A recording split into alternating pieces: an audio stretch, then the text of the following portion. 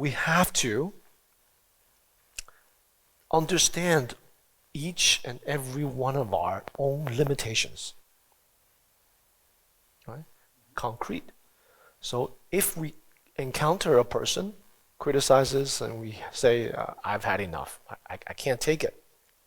That means our practice is not at this level. So we have to be concrete. So I don't have to accept your views, but I need to take a break now. You remove yourself from the circumstances. Yeah? But you don't make an enemy out of it. Right? So people do operate with self-referencing. So we don't use this as a measurement to measure ourselves, to judge ourselves. These are views that we aspire to and methods that we practice. But the degree to which we could practice, that depends on each and every one of us.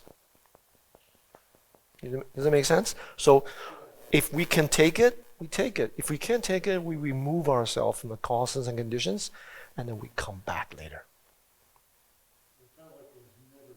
It's not black and white. It's not black and white. Right? So it's negotiate. Right?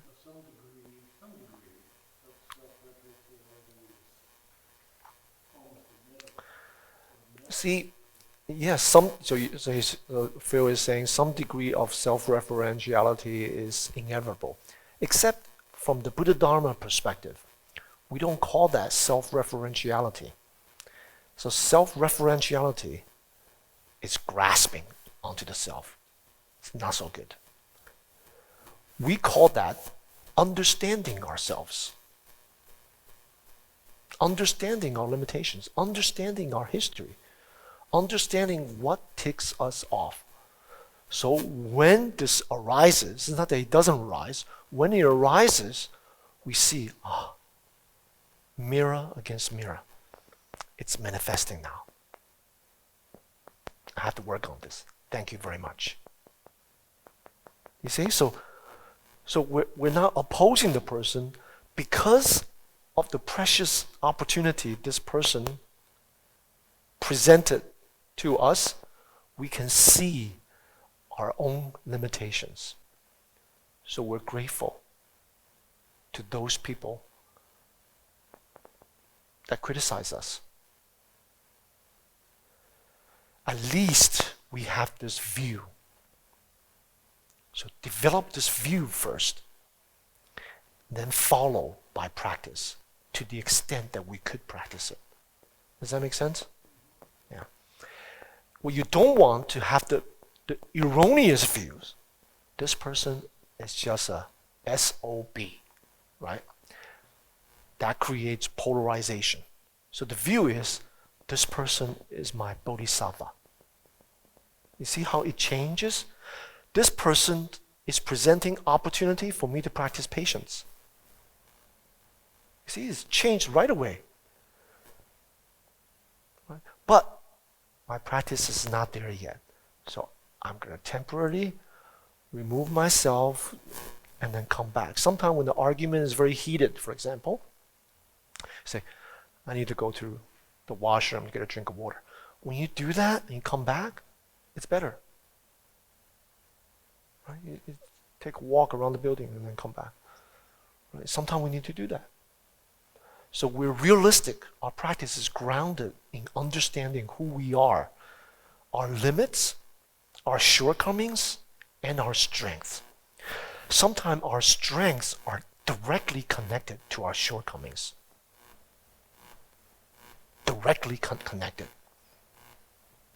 You know, a person that's protective of others, right? Being a retired police officer, people that his job is used to habitually protecting others. That's their strength.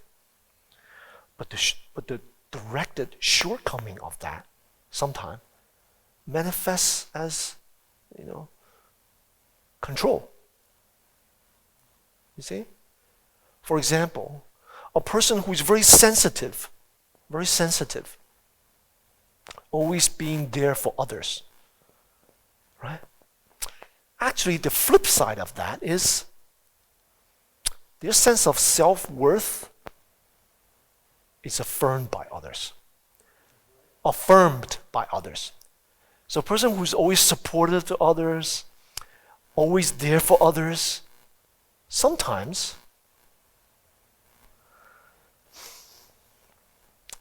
the strength, right? The weakness part is actually they're the placating type. They're actually the pleasing type. So they can't accept criticism. When they're always there for their friends, and their friends are not there for them, they become devastated. Devastated. Do you know what I'm talking about? So sometimes, so who reveals these things in us? All sentient beings. And we realize, we have an insight into that. My sense of self-worth is not contingent on whether people are there for me or not, whether they approve me or not. Even though my skill is to support them, I support them just for what they are. I don't expect in return. You see? So we have to work on it. So self, prior to awakening, is always there. But this wholesome sense of self, congruent sense of self, virtuous self. So we don't call that in a negative, self-attachment. We don't call that self-referencing. No, it's just a function. Right? See? Yeah. So we've gone a little over time. I wanted to conclude here. Sound is okay? Okay, let me see. You only need to discard the dirty garments within. No need to flaunt your diligence. Other people criticize you, let them wrong you. They will tire themselves trying to burn the sky with a small torch. Okay. They have their own image of you.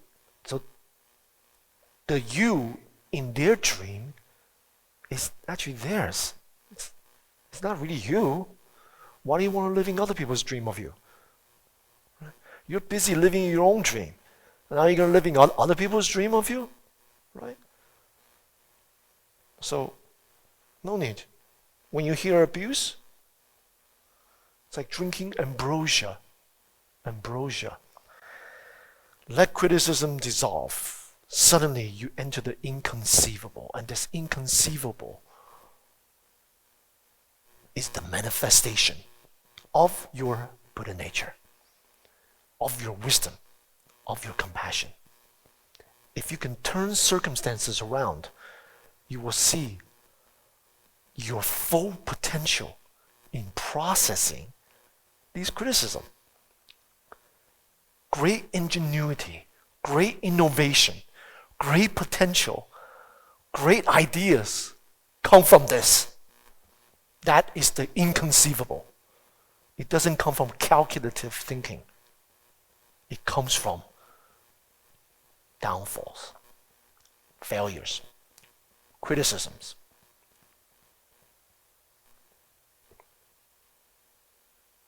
Obstacles. Your full potential manifest.